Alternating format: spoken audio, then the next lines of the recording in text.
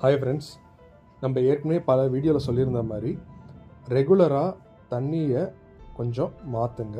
நான் பார்த்தீங்கன்னா siphon tool use பண்ணி அடியில் இந்த கிராவல் கிட்டலாம் நல்லா எடுத்துட்டேன். ஒரு 30 to 40% தண்ணி எடுத்தாச்சு.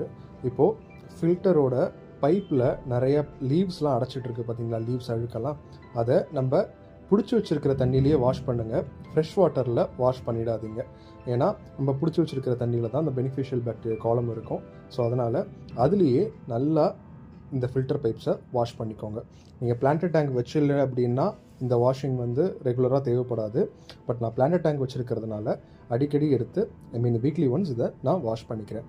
இந்த காட்டன் பேட்லாம் பார்த்தீங்கனாலே தெரியும், நம்ம இதையும் ரெகுலராக மாற்றணும். பட் அட் அ டைம் எல்லாத்தையும் மாற்றிடாதீங்க. நான் காட்டன் பேடுக்கு கீழே இந்த மாதிரி ஒரு போரஸ் ஸ்பாஞ்சும் அதுக்கு கீழே செராமிக் லேயரும் வச்சுருக்கேன். பிகாஸ் அப்போ தான் இந்த பெனிஃபிஷியல் பாக்டீரியா காலம்ஸ்லாம் நல்லா இதுவாக இருக்கும். நீங்கள் உங்களுக்கு பிடிச்ச மாதிரி லேயர்ஸ் உங்கள் கன்வீனியன்ஸ்க்கு ஏற்ற மாதிரி வச்சுக்கோங்க. இப்போது நம்ம இதில் ஒரே ஒரு காட்டன் பாஞ்சை மட்டும் இந்த வீக் மாற்ற போகிறோம்.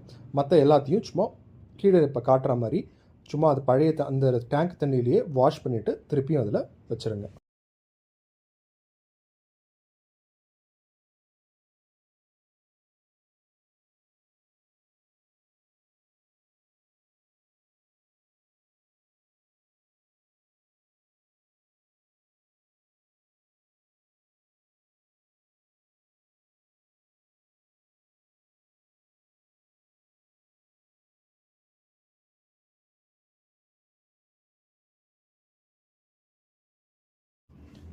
இந்த கருப்பு கலர் ஸ்பாஞ்சு, அதாவது இந்த ஃபில்டர் ஸ்பாஞ்ச், டேங்குக்குள்ளே இருக்கிற ஃபில்டர் ஸ்பாஞ்சை எனக்கு தெரிஞ்சு நான் வாஷ் பண்ணி ஒரு 2 monthsக்கு மேலே இருக்கும்.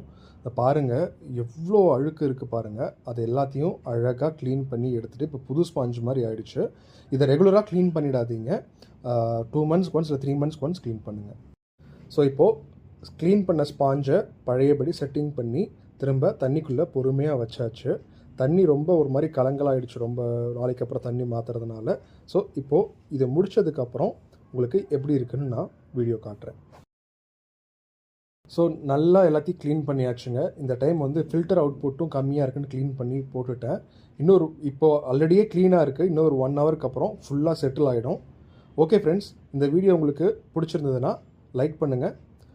மறக்காமல் நீங்களும் உங்கள் ரொட்டீனை என்ன பண்ணுறீங்கன்றதை கமெண்ட் பண்ணுங்கள். உங்கள் ஃப்ரெண்ட்ஸ்க்கும் ஷேர் பண்ணுங்கள். இன்னொரு வீடியோவில் சந்திக்கிறேன். அது வரைக்கும் பாய்.